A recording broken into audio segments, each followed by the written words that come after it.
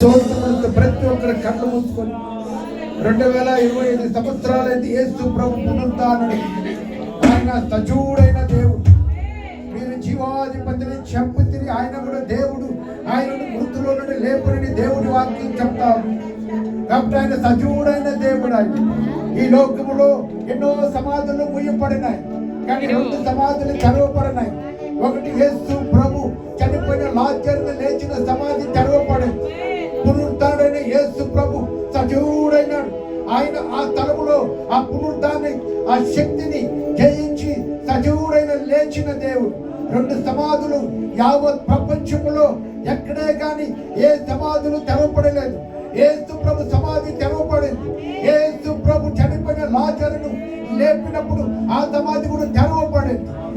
అంత రీతిలో అంత శక్తి కలిగిన దేవుడు, అంత మహిమ కలిగిన దేవుడు, అంత కృప కలిగిన దేవుడు, అంత మహోన్నతుడైన దేవుడు మనందరం కొరకు ఆయన ప్రాణాన్ని అర్పించి ఆయన రక్తము ద్వారా మనందరినీ పరిశుద్ధపరిచి ఆ పునరుద్ధాన బలముతో, ఆ పునరుద్ధాన అభిషేకముతో, ఆ పునరుద్ధాన సమాధానముతో ఆయన లేచిన తర్వాత ఇదిగో నా సమాధానాన్ని వ్యక్తిస్తున్నాను. మీకు లోకములో శ్రమలు కలిగితే ఆయనకు ధైర్యంగా ఉండండి. లోకాన్ని నేను జయించినానని చెప్తున్నాను. లోకాన్ని నేను జయించినాను, శక్తులను చనిపోయిన వాళ్ళందరినీ ఆయన సజీవుడుగా ఏ విధంగా లేచినాడో ఆయన నమ్మిన ప్రతి ఒక్కరు సజీవుడుగా లేచి నిలబడతాడని దేవుడు వాక్యం చెప్తారు. అన్నింటిలో యేసు ప్రభు అలాంటి గొప్ప వాక్యాన్ని మనందరూ కలగ చేసినాడు. ఆయన సజీవుడైన దేవుడిని ఇంతవరకు ఆరాధించడం, ఆ ఆరాధన అంగీకరించినందుకై ఆ దేవుడికి స్తోత్రములు చెల్లించండి, స్తోత్రములు చెల్లించండి. యేసయ్యా నువ్వు చనిపోయి లేచినా కాబట్టి పాపముల చేత, అపరాధముల చేత చనిపోయిన నన్ను ఆ దేవాది దేవుడు యేసుక్రీస్తు ప్రభు ద్వారా నన్ను లేవనెత్తినాడని విశ్వాసముతో అయ్యా ఆత్మీయంగా నేను చనిపోయినా, ఆత్మీయంగా నేను కురిగిపోయినా, ఆత్మీయంగా బలహీనమైపోయినా, ఆత్మీయంగా జిగిదారిపోయినా, లోకం వైపు ప్రభు తిరుగుతూ అయ్యా నా తండ్రి ఆత్మీయతను కోల్పోయిన నన్ను సజీవుడైన దేవుడు ప్రభు నా ఆత్మను జీవింప చేసినారు. నా ఆత్మకు ప్రభు జీవింప చేసినారు. చిరుతులు నా హృదయాన్ని వెలిగించినారు. నా మరణోత్తరాలు తెరిచినారు. యేసయ్యా రక్షణ ఆనందంతో నన్ను తృప్తిపరిచినారు. అందులో బట్టి స్తోత్రాలు, స్తోత్రాలు, స్తోత్రాలు అని చెప్పి ఆ దేవుడిని స్తుతించండి. హల్లెలూయా. దేవా మీ యొక్క ప్రేమకై స్తోత్రాలయ్యా, మీ ప్రేమకై స్తోత్రాలయ్యా. అయ్యా తండ్రి ప్రభు మీ సంకల్పం చెప్పుకున్నా తండ్రి, ఇదిగో నా తండ్రి ప్రభు యేసు ప్రభుని తండ్రి మా కొరకు బలిగా అర్పించి ఆయన ప్రభు బలియాగము ద్వారా మాకు జీవము కలుగ చేసిన అపరాధముల చేత, పాపముల చేత చనిపోయిన మమ్ములను యేసయ్యా మీ తప్పున మమ్మల్ని లేవనెత్తినందుకై స్తోత్రాలు. క్రీస్తుతో కూడా మమ్మల్ని లేవనెత్తినందుకై స్తోత్రాలు చెల్లిస్తున్నాం. వచ్చిన మీ బిడ్డలందరినీ బట్టి మీకు స్తోత్రాలు. ఒక నూతనమైన పునరుద్ధాన అభిషేకం, నూతనమైన పునరుద్ధాన బలము, నూతనమైన పునరుద్ధాన సమాధానం, నూతనమైన పునరుద్ధాన ఆరోగ్యము, నూతనమైన పునరుద్ధాన సంతోషం యేసయ్య నామములో వచ్చిన వారందరికీ కలుగును గాక అని ప్రార్థిస్తున్నాం.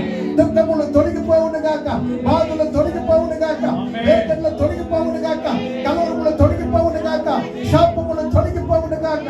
యేసయ్య పునరుద్ధరణ శక్తి గల నామములో మన కుటుంబాల ముందని శాపములు, దోషములని యేసు ప్రభు పునరుద్ధరణ శక్తి గల నామములో కడుతున్నారు. పరలోకములో మీరు ప్రభు కట్టుబడి అడుగుచున్నానయ్యా.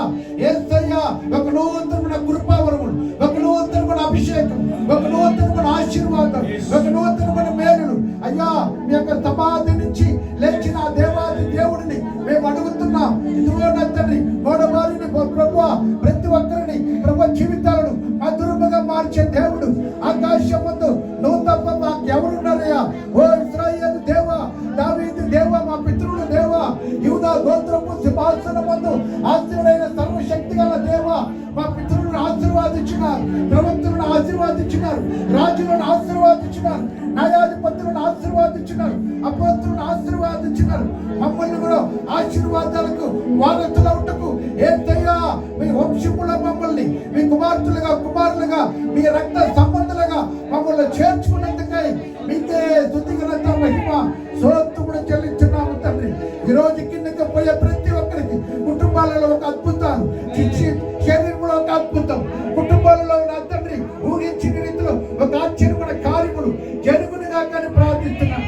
ఎవరినైతే బలహీనం ఉన్నదో ఆ బలహీనత యేసు పునరుద్ధరణ శక్తి గల నామములో ప్రభువా మా బలహీనతలన్నీ తొలగిపోవునుగా కానీ ప్రార్థిస్తూ మీకే స్తుతిఘనత మహిమ స్తోత్రములు చెల్లిస్తూ ఈ రోజు మీ దాసుని ద్వారా మా అందరితో ఏమైతే మాట్లాడిపోతున్నారో పరిశుద్ధాత్మ దేవుడే మా అందరితో మీ దాసుని ముఖాంతరంగా మాట్లాడమని అడిపించు.